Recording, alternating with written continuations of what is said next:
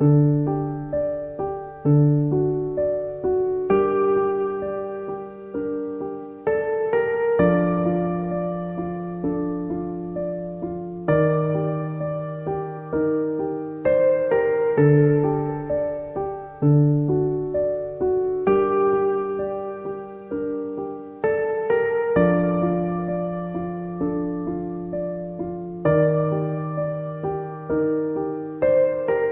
we picture hunger, we picture absence. An empty fridge, an empty plate, a stomach begging for something, anything. But in America, hunger often wears a different face. A lunchbox packed with chips, cookies, and sugar water. A pantry lined with canned pasta, processed meats, and salt-packed vegetables. A budget stretched so tight, nutrition often falls off the list entirely. Because in this country, the question isn't always, is there food? It's what kind of food can you afford? And the answer too often looks like this. It was mainly processed food. It was mainly frozen food. I'll get a phone call and someone didn't eat and they're given the resource and they don't show up because they're scared too. It was, not a lot of meat. I mean, it was whatever meat they called in a frozen food thing. A lot of TV dinners and stuff like that. Chicken pot pies. It's not that people aren't eating. It's that they're eating what keeps them going, what keeps them sick. Yeah, the vegetables. On a whole, vegetables are so much more expensive today. And they're a necessary part of, our eating, what we need to survive. And they're getting outpriced, almost out of reach for people like myself. To get fresh vegetables, fresh fruit, instead of something that's frozen, or to also like meat. That's my big thing. I want meat, a chicken, to be able to roast a chicken and stuff like that. That's the good stuff to me. But when $10 has to cover dinner for the week, a frozen pot pie becomes a luxury that lasts. And fruit, well, that becomes a craving that you can't indulge.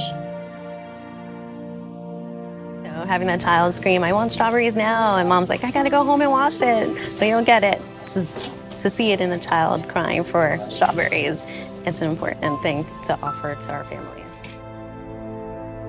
This is the reality behind the numbers. Food insecurity isn't just about having enough to eat. It's about what kind of food can you access, and whether that food helps or harms your health. This isn't just a food issue. It's a policy issue, a health issue, a justice issue. This is what food insecurity really looks like, because being fed isn't the same as being well. And if we keep confusing fullness with nourishment, we will continue to leave millions behind. This is not just a story about hunger. It's a story about people. It's a story about what we don't see when we think of food insecurity. But it's also a story of hope, of action, of the strong, determined people who are fighting back, packing bags, rescuing food, cooking hot meals, and reminding us that no one deserves to be forgotten. These are their stories, and they matter, because our health is our future, and food is the foundation of that future. These are the stories we don't hear, not because they aren't speaking, but because we haven't been listening. We think hunger looks like neglect, but sometimes it looks like someone who used to judge until they were the ones in need. One day, I was walking around and everything was fine. The next day, I had a stroke and I was in a wheelchair. We think we'll never be that person until we are. Be careful. how you judge others, because it can very well be you that you're talking about. One moment, you're driving to work. The next, you can't make it up the stairs. So I learned that life can shift on a dime. It can change the way that you have to live it. A diagnosis, a layoff, a rent spike. These are the cracks people often fall through, and food insecurity is often where they land. Let's say you're blessed or you're not.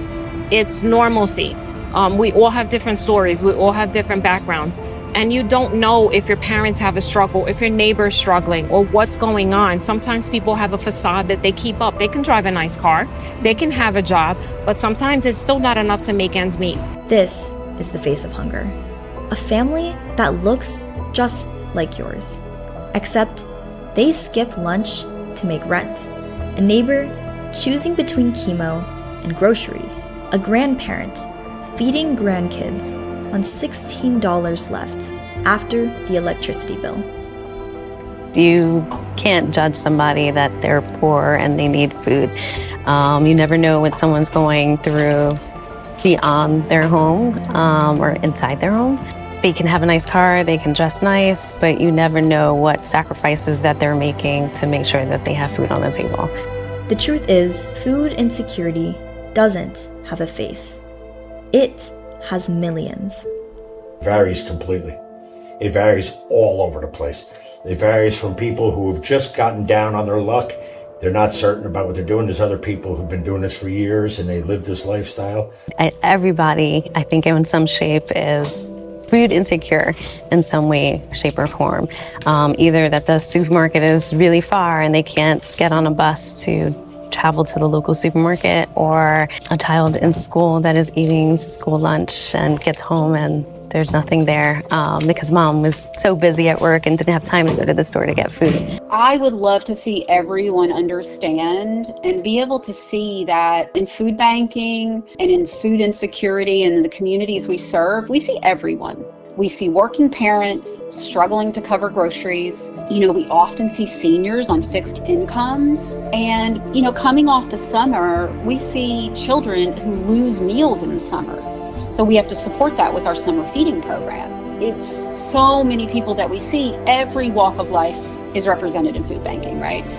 In food insecurity. And honestly, nearly 270,000 kids in New Jersey, 1 in 7 are food insecure. So I would like people to understand that. The faces you see in this film are just a few, but they represent the millions more.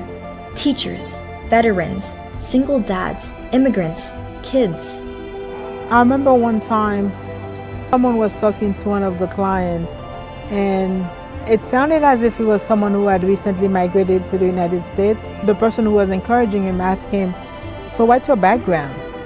And then this guy tell us his background. This guy was a professional in his country. This is someone who has like a master's degree. So this is the thing that, we also have to understand. People go through seasons in life. So you can have someone who's in a season that right now they need to go to the food pantry, but this is not their whole story. There are a lot of people that are going to bed hungry. Not people that have children. It's people, the seniors. When a senior has to choose between medication or eating or paying a bill, that's not right. Food insecurity isn't about willpower. It's about access, circumstance, respect, and dignity. We learned that food impacts our communities. And we're all not just indigent. It's just that we all need help. Some people need help in other areas of their life.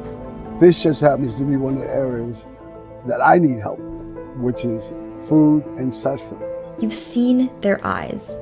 You've heard their stories. These are the people we walk past on the sidewalk, in the grocery store, at school pickup, but for once, let's not look away.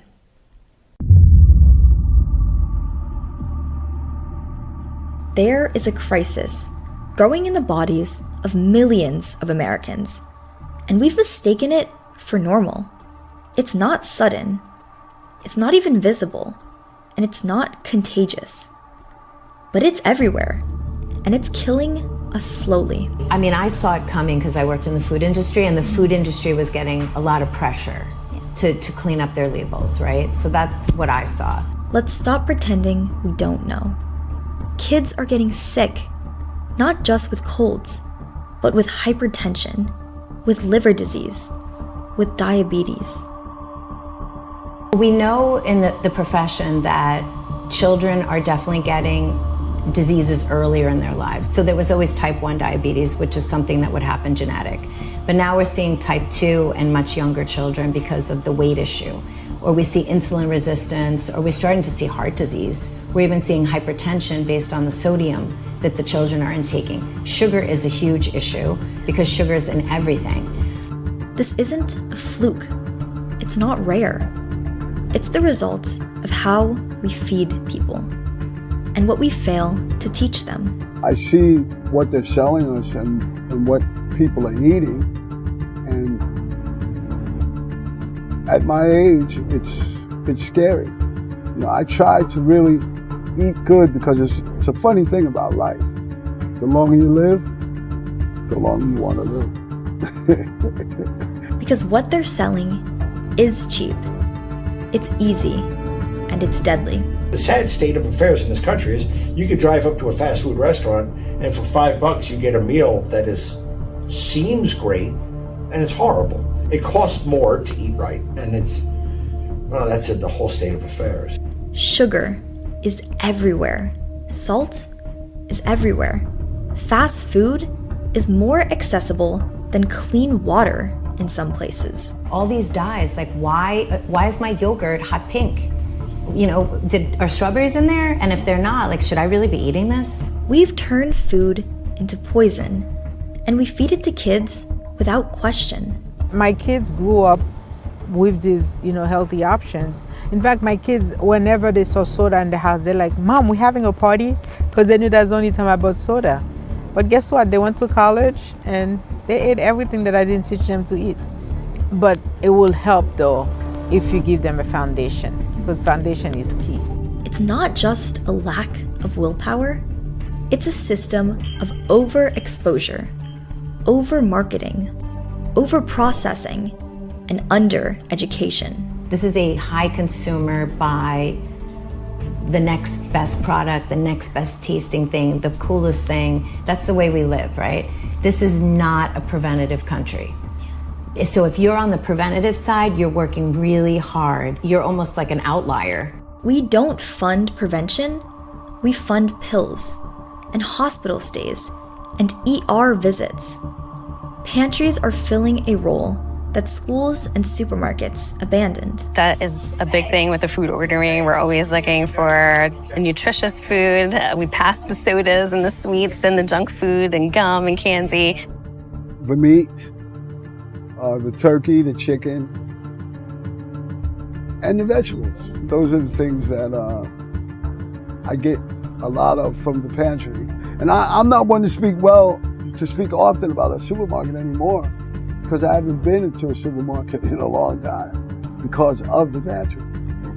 But outside those doors, fast food rules, because fast is survival. First, a quick option for food. I'd get home from work, 5:30. By the time you cook something, you'd be eating later. And eating later isn't good for you either. So you end up making the quick meals. But this isn't just about poverty. It's about culture. It's about what we've made normal. It's about the foods that we promote when we celebrate comfort, reward, and relax. What are we doing to promote fun? Because then that child is making that association. Oh, I'm having a great time. I'm gonna get munchkins. Why can't I get a watermelon? And when schools serve hyper-processed lunches, we say it's good enough. When you have a volume, they are serving hundreds of kids.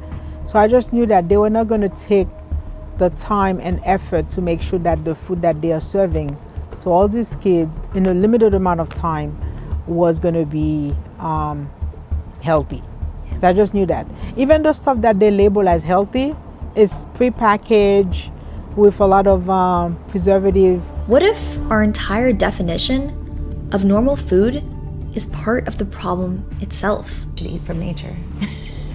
I think they should. I think they should eat 90% of their food from the garden. I think they should stay out of the center aisles of the supermarket. Because when crisis hits, there is no quick fix. There is no special pill for immunity. You have to eat fresh fruits and vegetables, natural foods. You have to build your immune system. And that is really important. When a time of crisis hits, you're actually relying on your immune system. There's no like quick fix for an immune system. And when kids don't learn that, when families don't have access, the cycle deepens. This is how family dinners disappear into paper bags and car seats. Is that the family meal is more than the food. So the family meal is socialization. You see it's a reduction in anxiety. It's a time to express, I had a good day, I had a bad day, I'm worried about this, I'm nervous about that. But now, those moments are traded for drive-through bags and solo screens. This isn't just a crisis, it's a collapse.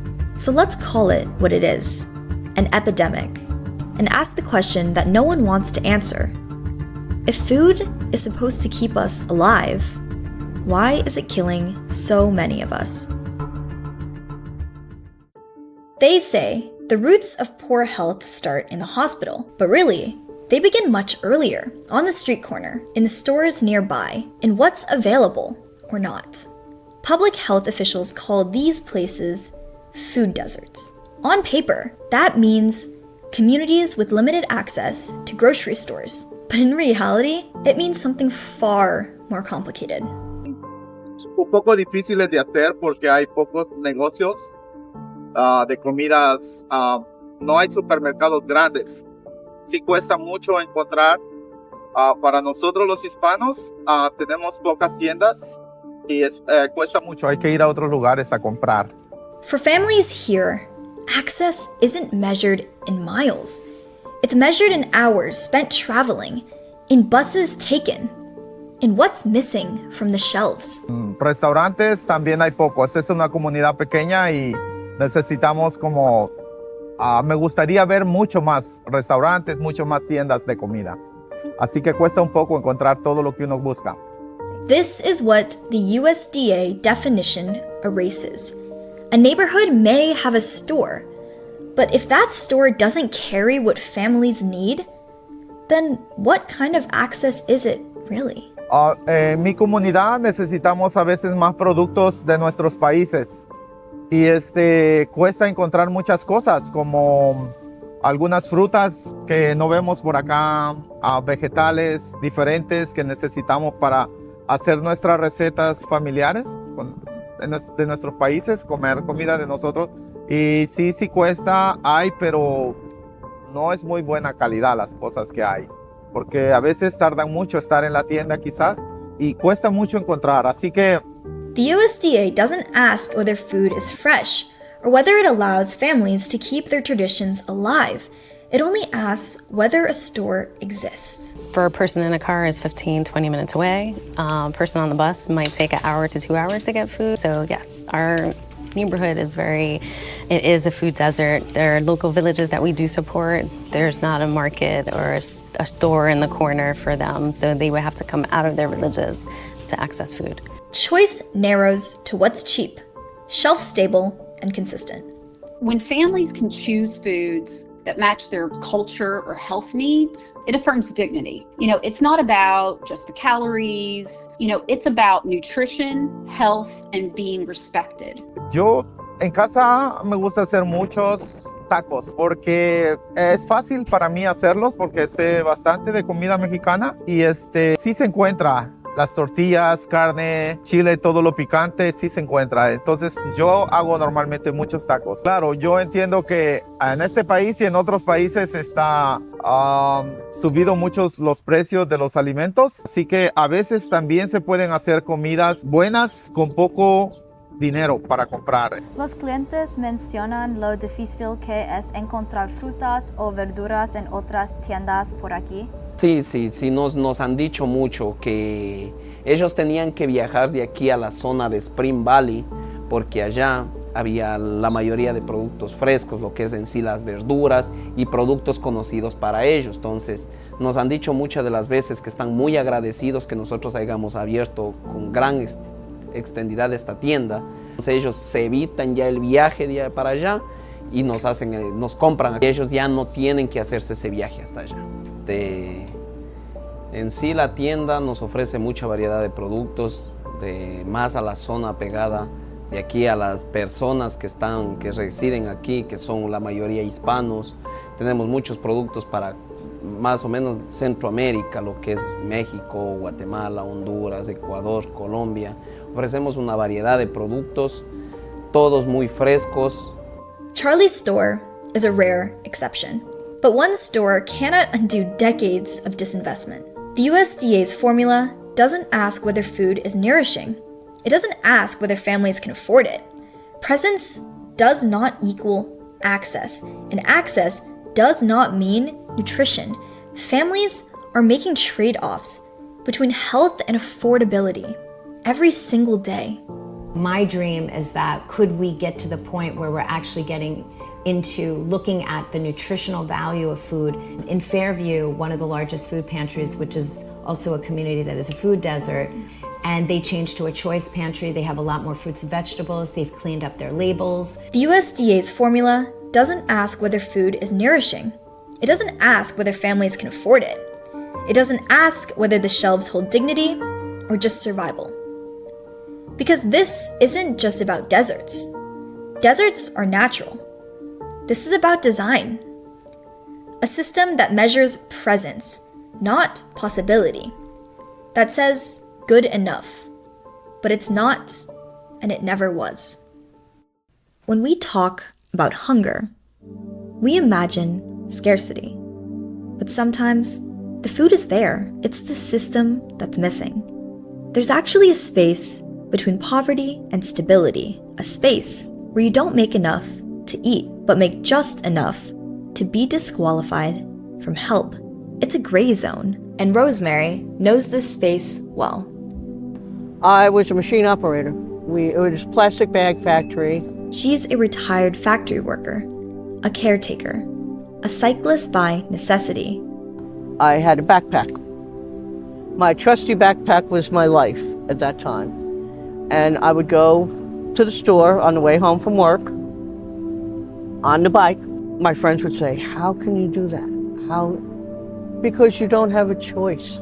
So I learned the bicycle, my main source of transportation. Every ride was a risk. Every route was a workaround. Her commute was never about convenience. It was about making ends meet. I knew my limits, but it was more that it was what I could afford. So you would go in and you'd say, okay, well, we can't get this, but I can get this. Because I find that when you are struggling, you don't have a choice. That's what you have to do. Inflation and rising cost of living, that means more working families now seek help, not just those traditionally thought of as in need. This is what food insecurity looks like when no one is watching. No headlines, just quiet choices, weighed on two wheels. But food isn't the only thing people in the gray zone lose. They lose the right to be seen. You became a statistic, not a human being. We have to eat.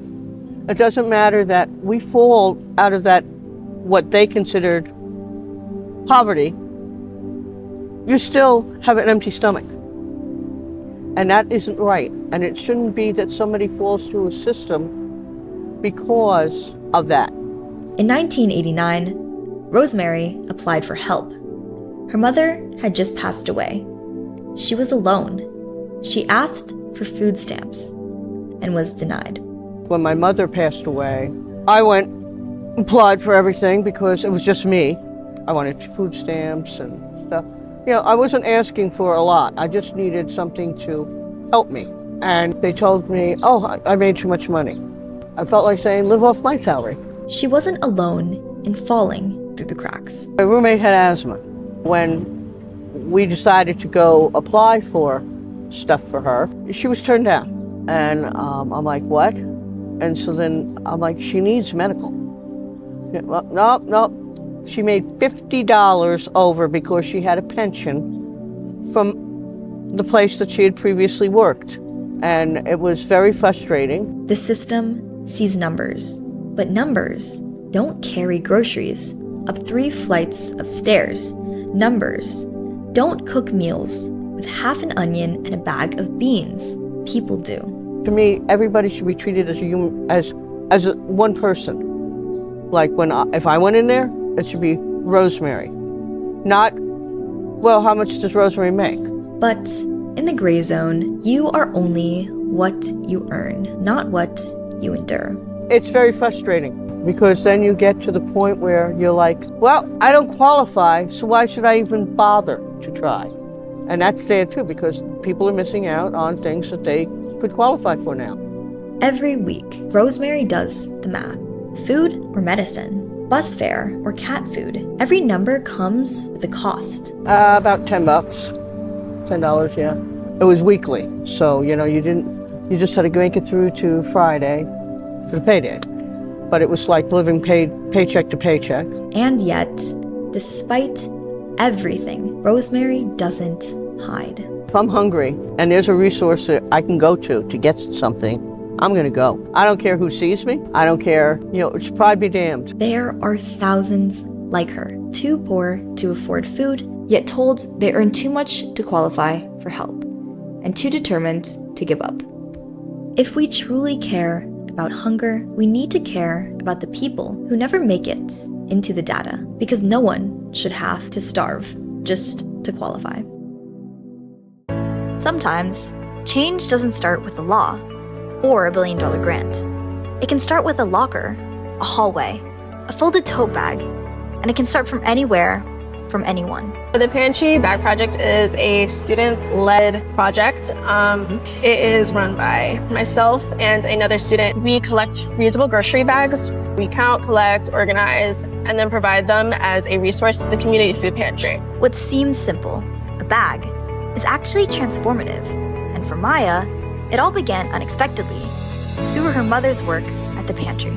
The story behind the Bag Project is more of one by chance. I was introduced to the Bag Project when my mother became a part of the Community Food Pantry's team as intake coordinator. And Solomon had been searching for a partner to run the project and expand it. And I eventually stepped up and said I could do it. She didn't expect much at first, but she soon realized a bag isn't just fabric, it's dignity. I never imagined in a million years that I would go around being like, I would love your grocery bags. They're so important to us.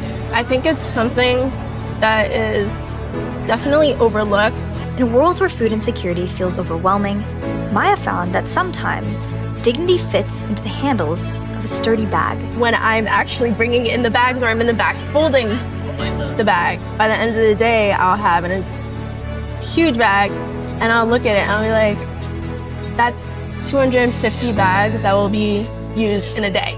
Seeing the work you put into something and then seeing where it's gonna go directly is huge. Each folded bag is peace of mind. Each one is proof that small actions can ripple outward. Her message to other young people: don't wait. And her age? Well, it wasn't a limitation. It was actually her strength. The one thing that I have realized through this project is a lot of times your age is the power you have. Being able to confidently go out and say, yeah, I am 15, 16, 17 years old, and this is something that I'm committing myself to ambitiously, it's impressive. That is what gets you the support that you need from your community, and let yourself shine, right? Just do it. I feel like that's a Nike slogan, but whether it's gonna explode into a statewide thing or just a small community of 20 people that you're impacting. Put the good out there. There's no harm that comes from it. For families carrying 40 pounds of food home, these bags aren't optional. They're dignity in action. And it's not just about clients, it's also about community. Students, middle school through high school, coming together. Like, I've never seen anything like it, really. I mean, how hard is it to get a teenager to fold their laundry, and they'll come in and they'll fold bags for me. And they'll do it, like, just with the greatest smile on their face. And if she can go back to that nervous kid at the very beginning, what would she say? I don't know if I want to change anything. Maybe a few words of reassurance, like, hey, you might have all these grand ideas, big and small, like it might turn out horrible or it might turn out amazing and it's like the best thing in the world. And it is the best thing in the world, but I would ask her to see where it takes her, let it be, just do the work, see what comes of it, and enjoy the process. And that's Maya's story. Proof that even a simple bag, in the hands of a determined teenager, can carry more than food. It can carry dignity, it can carry community, and it can carry hope.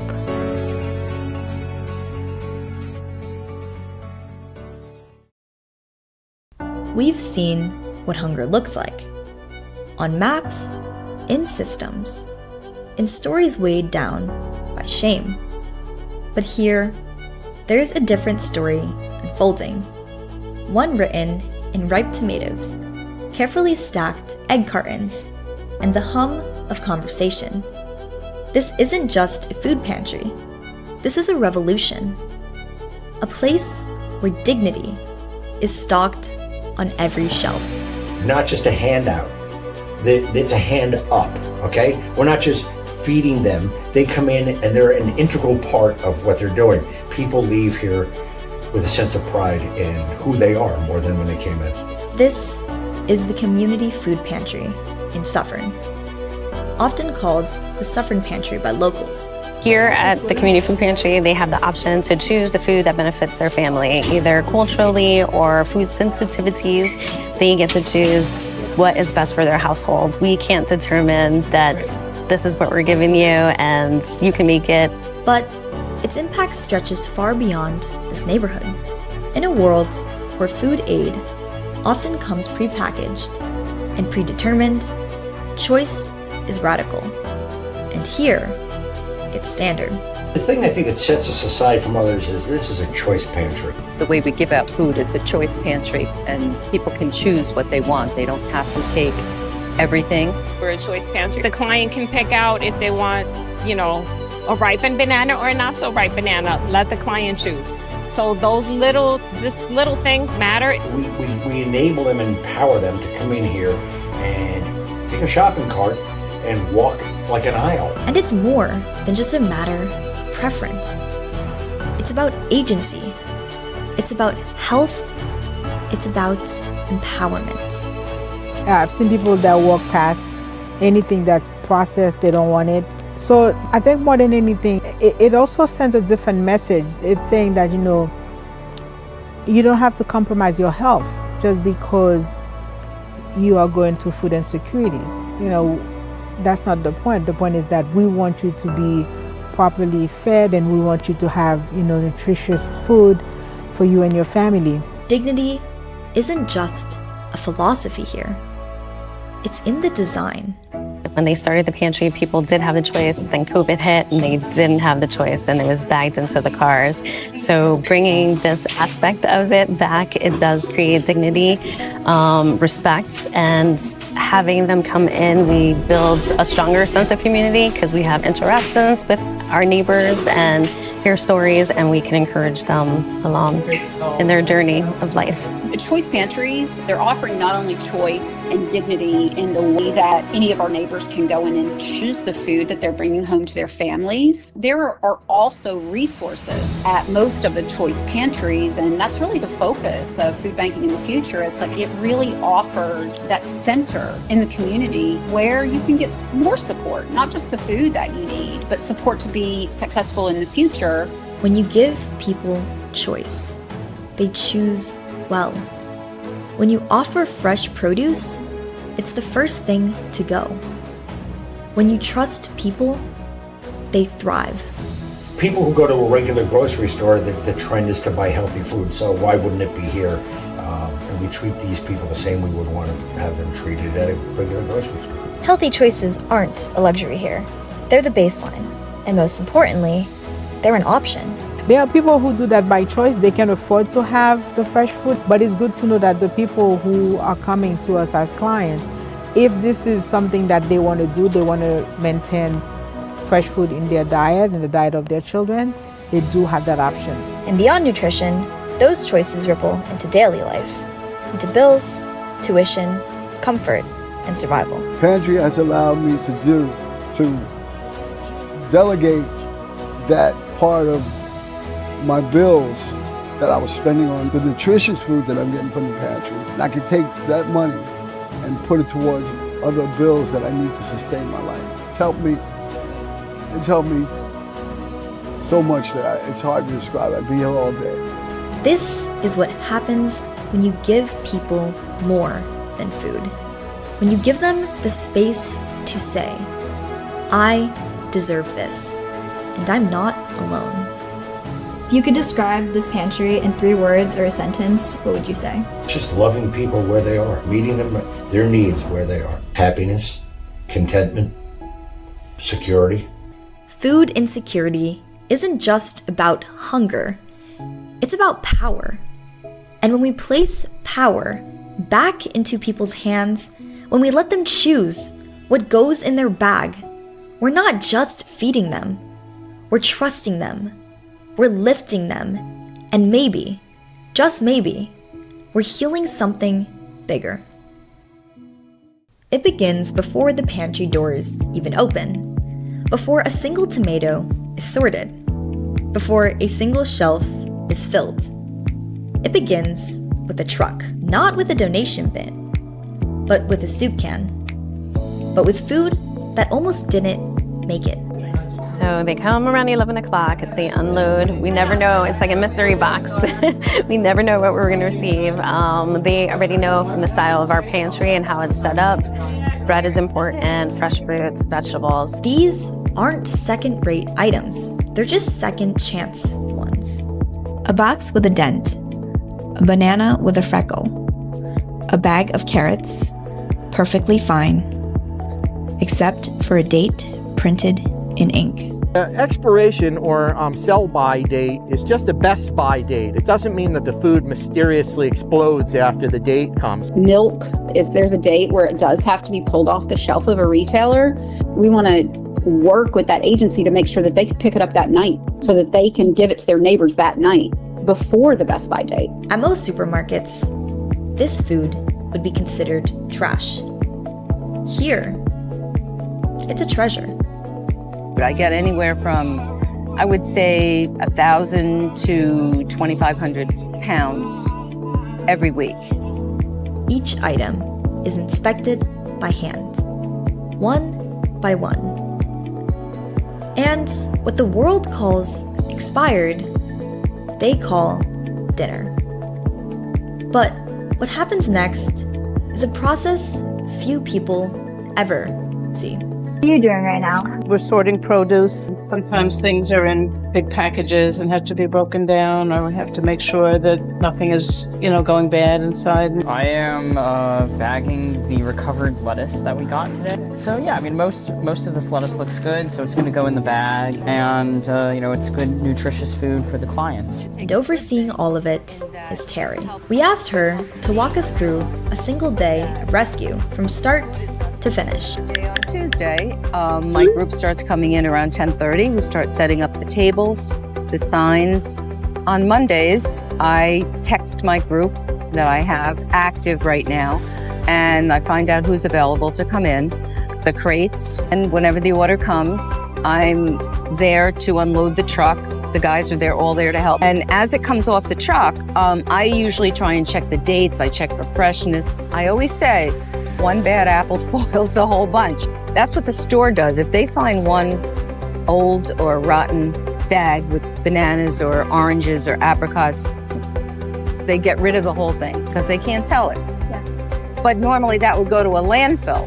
And this is how we recover the food. We open them up, we repackage them, we tie them up, we make it very presentable for the clients that come in. And they're so thankful. We know that every 2 weeks we have approximately 300 clients that come through. So it's 600 a month. So after everything is crated, everything is stored in the refrigerator. We have it marked Tuesday and Wednesday. And we have it out on the silver table in the pantry to go out to the clients that day or the next day. It is a large process and it takes a lot of people and a lot of caring people. It's hands-on. It's meticulous. And it's rooted in care. The enthusiasm of the volunteers. When we have a delivery, big delivery here, these guys, they show up with their gloves on in the rain and the snow, ready to unload a truck, all in great spirits and all ready to work. It's contagious when they're like that. Everybody, it's a team, it's a family, which is what's awesome. And for Terry, this isn't just a system, it's personal. And growing up, I had 10 kids in my family. I was the oldest. My mom lived check to check, and we wasted nothing. We weren't allowed to. It helped me realize that food is not something, we take it for granted here in this country. It's a lifeline for them. There's no scanner, no automation, just judgment, knowledge, and care. Food rescue is really cool because as the grocery stores local to here, they have products that may be a little unsightly, a little damaged box, or a package of 6 that's broken open so they're individuals, or nearing expiration but not expired, where some people may turn their nose up to it. And we get that donated here, and we package it and put it together so that people have products that they wouldn't normally buy.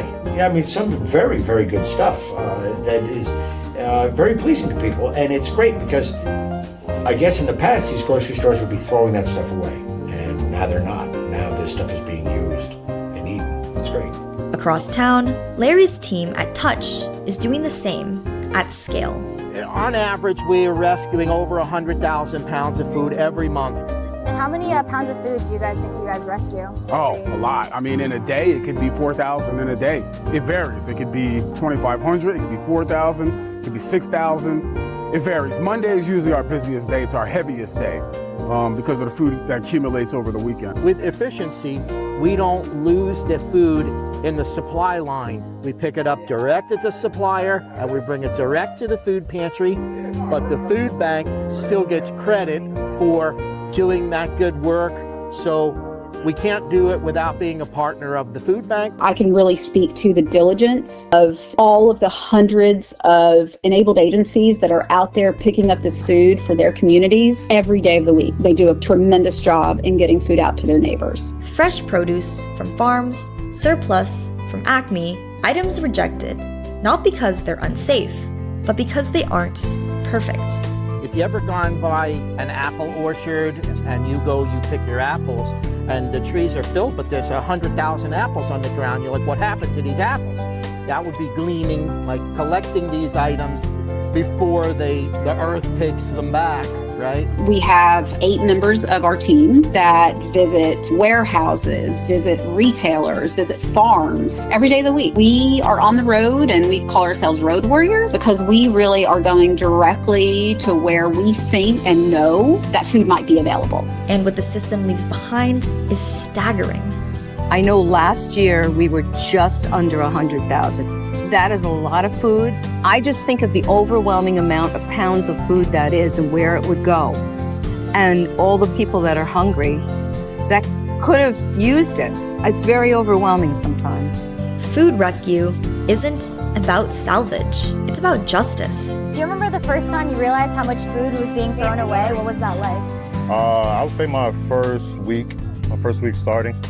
Larry actually told me this program just only exists here. In a lot of states and stuff like that, they don't even do stuff like this. So who can imagine how much food is getting thrown out all over the country and the world? I'm compassionate about the fact that you don't throw away food. I really cringe when I have to throw away things that look perfectly fine. This is rescue. This is a second chance. One delivery, one decision, one team. That's all it takes to turn waste into nourishment and stigma into community. Because food insecurity and waste aren't separate problems. They're the same wound. And here at the pantry, every bruise, every dent, every extra apple is a part of the cure. What if the solution wasn't just in the food that we give, but in the way that we grow it, in the soil beneath our feet, in the people who protect it, in the choices we make before the meal ever hits the plate? On land stewarded without chemicals since the 1960s, a new generation of farmers is digging deep, where regenerative farming practices guide every seed planted and every choice made. I'm Christine. I'm one of 3 women that co-own and operate Wild Trillium Farm. We share land with the Goggers at Natural Farm Stand in Richmond, Illinois, and this is our 5th season. Every week, Wild Trillium Farm packs up the best of what the season has to offer. Through their CSA, they share fresh, local foods straight from the fields to the community. In general, like the front end of the week is when we do a lot of our harvest for our CSA, which is community supported agriculture. So we deliver like a subscription of what the season is offering every week to our customers. We're really excited about offering a CSA because it gives folks the opportunity to learn like what's in season instead of just walking into the grocery store with a recipe list. This farm grows nourishment from the body and balm for the soul. The way that we farm, I think, is really important because it allows people to be more flexible and adaptable, and at the end point, ideally, is resilient. There's so many ways that we can engage with food that I think we've pulled ourselves away from. So I think medicine in that sense is like a self-care approach. Wild Trillium is rooted in regenerative farming on land that's never known chemicals, only care.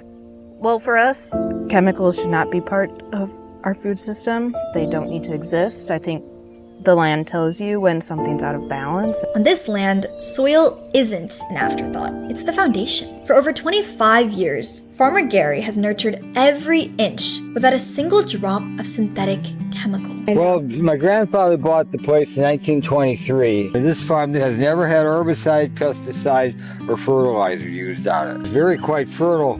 Grandpa was basically organic biodynamic. You can improve soil. Soil's amazingly resilient. If you've got time, and I've been building it up for 25 years now, and I've raised the soil organic matter. It used to be around 2.25% to 2.5%, and the whole farm now is at least 4.5%, up to 7% organic matter. And when you get above 4%, that's a magic number, because then there's enough organic matter in the soil.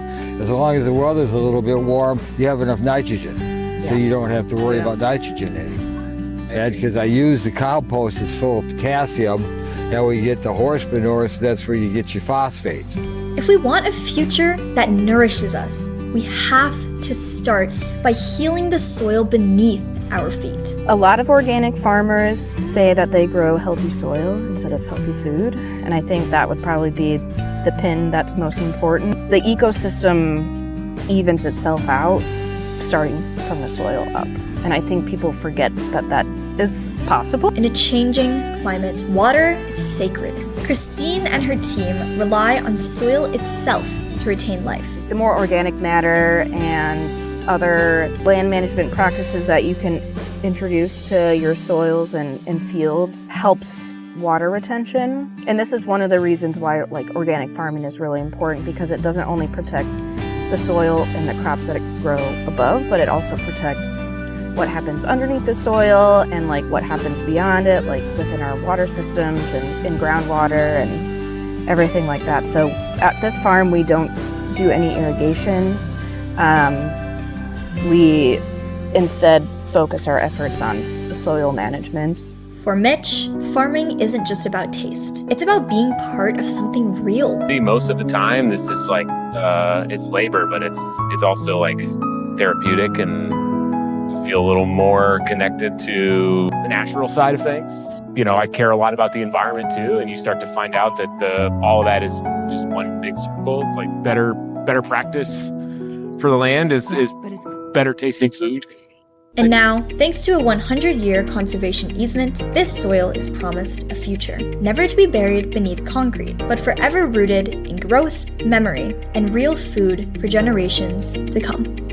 We're not doing this just for this one moment. Like, we're preserving this land for memories and futures we'll never know. And so I think that's really important, is that food production and caring for land is one of those like pretty classic opportunities to just like leave it better than you found it. On this land, we see the future looming, not in numbers, but in nourishment, in choice, in community. Because food insecurity is not just about what's missing from the plate, it's about what's missing from the system. And what Wild Trillium shows us is how to start planting something better. Wild Trillium is more than a farm, it's a legacy in the making, a quiet revolution rooted in care.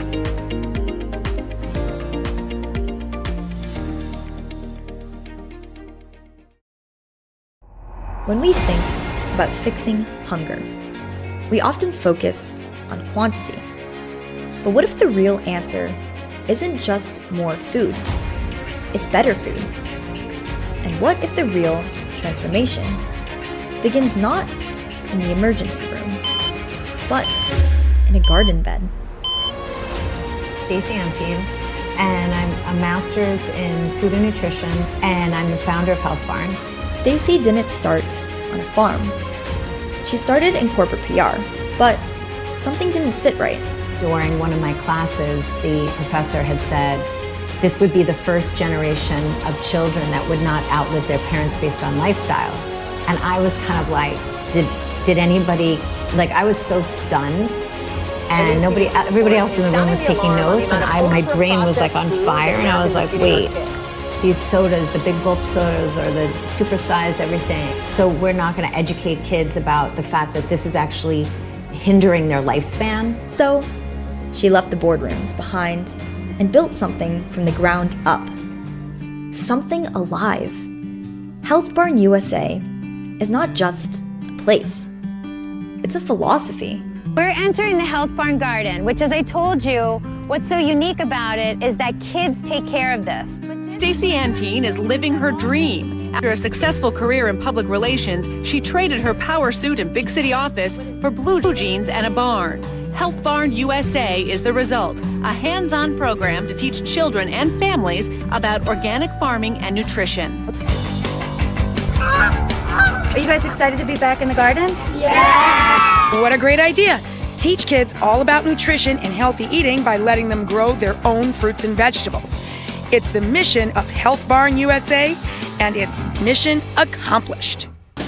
What makes Health Barn different is the kids are naturally growing their own vegetables. I wanted to create a place where kids could actually be excited about fruits and vegetables. What I want you to do is pick a Brussels sprout and eat it. Research is pretty powerful at 3 years old that if you start exposing them to different fruits and vegetables, trying it multiple times, that these are habits, because these are all habits that form. It's much easier to form a habit at 5 than it is at 40. You should definitely start at an early age so you develop this foundation of knowing to eat healthy, which foods are good for you, which are not. So I think that's definitely important to start from an early age. At Health Barn, children don't memorize food groups. They dig them up. We just installed an organic orchard with fruit and nut trees. So you get kids excited about growing food that's not coming from a factory. I remember chopping carrots. I picked them straight out of the garden, and the carrots tasted so fresh and nice, and they tasted really good straight out of the garden. And it works. One child learns veggie chips come from a factory, not a plant. Another trades graham crackers for carrots. So it's about trying and exposure, but it's also about learning.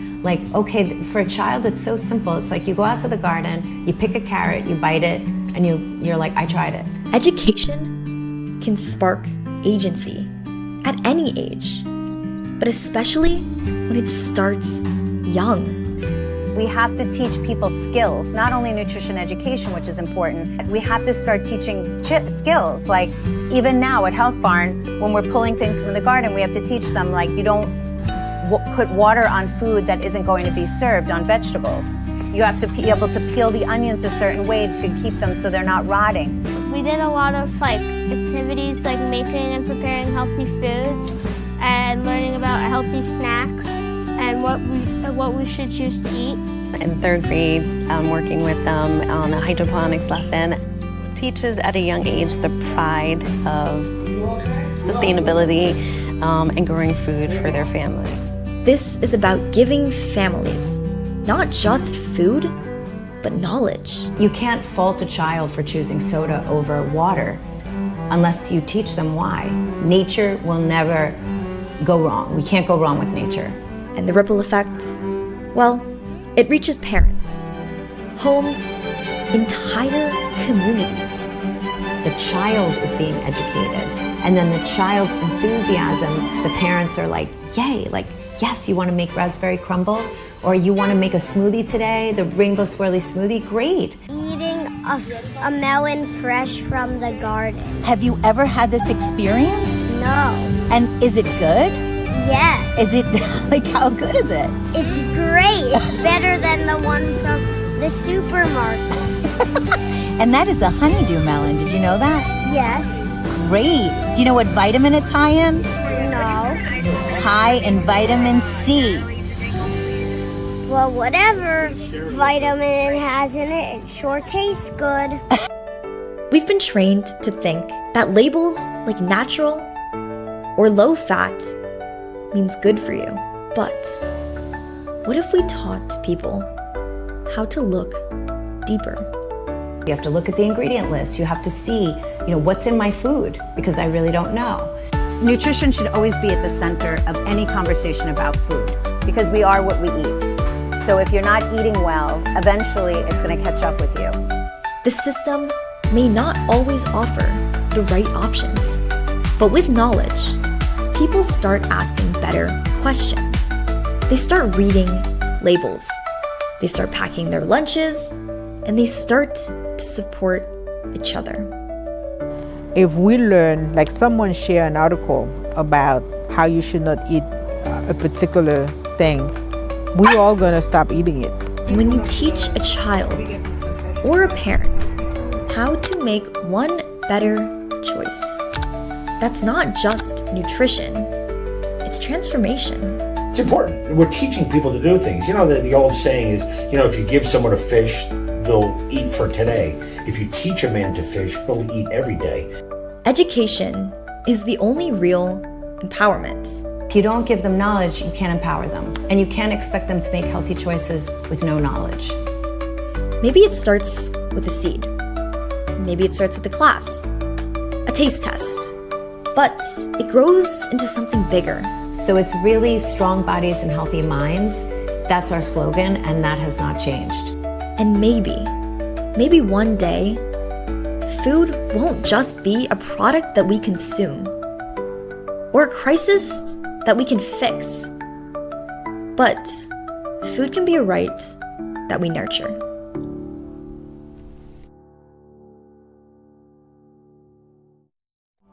In a world where so many doors feel closed, volunteering opens them for the people who walk through the pantry doors and for the people standing there to greet them. When I started a year ago, I said it's magical, like Willy Wonka's factory. It's just so magical when we open the doors and all the families come in. We hear their stories. They're excited to be here. They're happy. They're grateful. If more communities gathered to do this and bring in high schoolers, because you guys are the future and you are the teens, imagine when you're an adult and how many changes could be done and how many doors are going to open. That's the power of compassion. Kindness turns fear into relief. Hope replaces shame.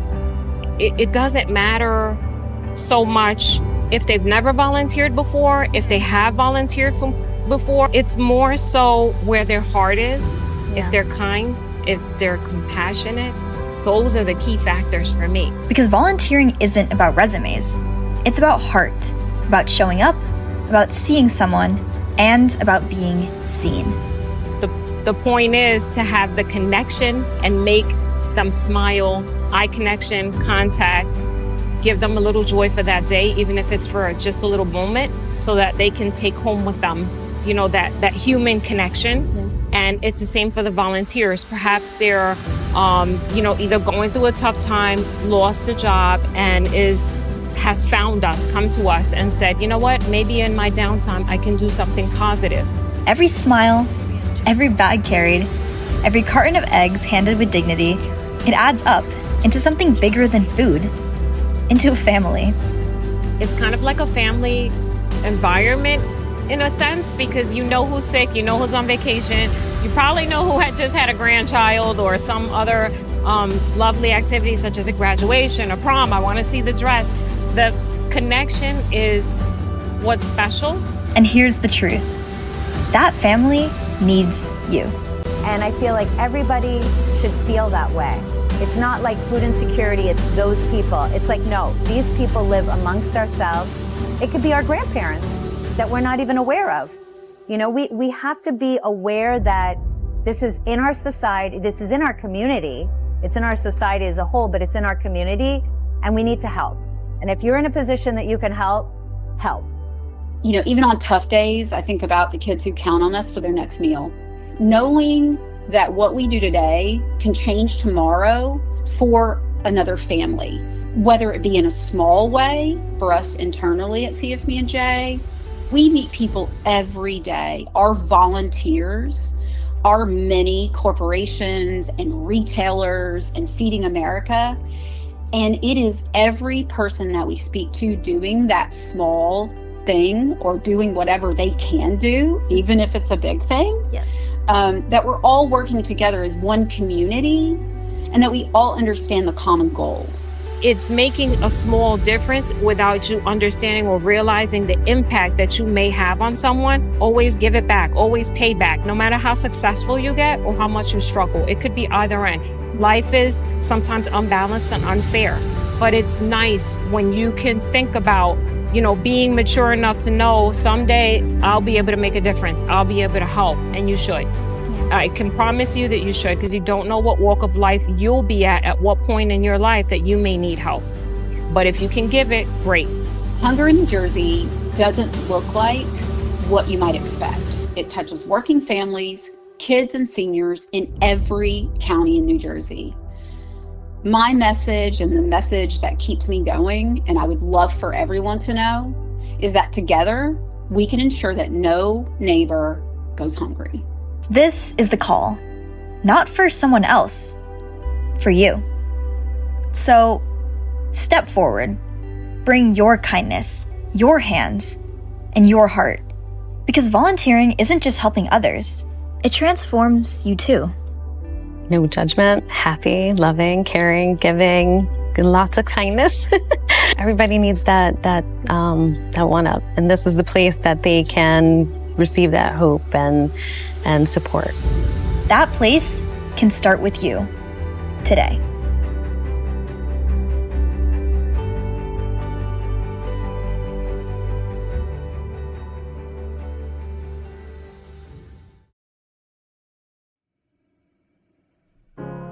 You're broken down and tired of living life on the merry-go-round, and you can't find a fighter, but I see it in you, so we gon' walk it out. Move mountains, we gon' walk it out and move mountains. And I'll rise like the day. I'll rise unafraid. I'll rise up, and I do it 1,000 times again. And I'll rise up, I like the waves. I'll rise up, in spite of the ache. I'll rise up, and I do it 1,000 times again.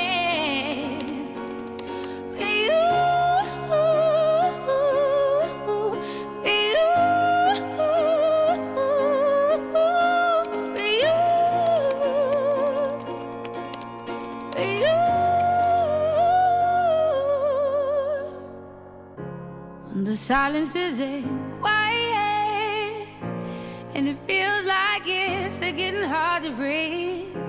And I know you feel like dying, but I promise we'll take the world to its feet. Move mountains, bring it to its feet. Move mountains. And I'll rise up, I'll rise like the day. I'll rise up, I'll rise unafraid. I'll rise up, and I do it 1,000 times again.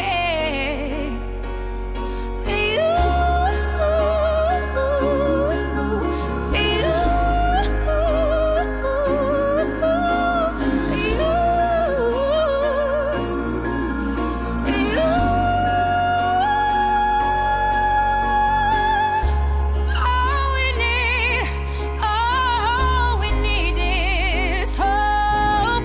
And for that we have each other. And for that we have each other. And we will rise, we will rise, we will rise. Oh, we'll rise. I'll rise up, rise like the day. I'll rise up in spite of the ache. I will rise 1,000 times again. And we'll rise up, I like the waves. We'll rise up in spite of the ache. We'll rise up, and we'll do it 1,000 times again.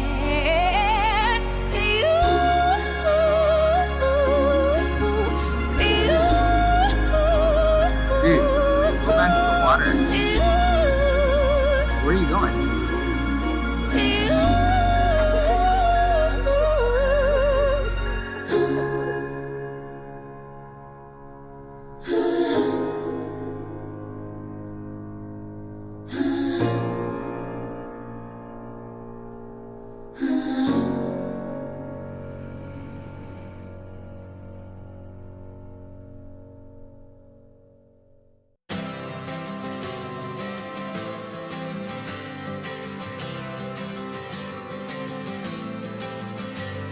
With everything I've ever done, I give it all to everyone for one more day. Another night I'm waking through another door I walk into, I can't break. And it's a winding road, and it's a long way home. So don't wait for someone to tell you it's too late, 'cause these are the best days. There's always something tomorrow, so I say let's make the best of tonight. Here comes the rest of our lives.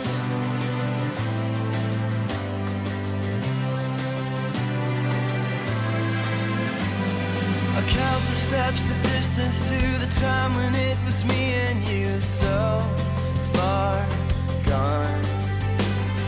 Another face, another friend, another place, another end, but I'll hang on. And it's a winding road, and it's a long way home.